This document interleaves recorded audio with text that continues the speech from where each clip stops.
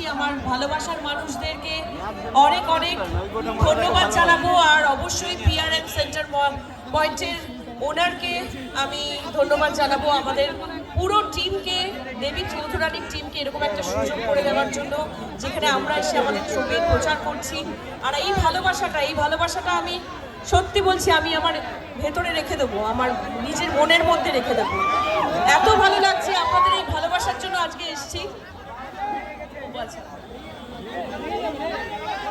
খুব ভালো লাগছে। আর সাহেলি যখন বলেছে ছোট্ট শ্রাবন্তী হয়ে, আমি বলবো 26শে সেপ্টেম্বর রিলিজ হচ্ছে দেবী চৌধুরানী।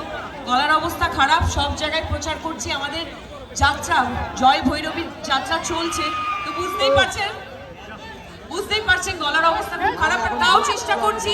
সেই ছোট্ট শ্রাবন্তী হয়ে আপনাদেরকে বলবো 26শে সেপ্টেম্বর ছবিটা দেখতে যাবেন।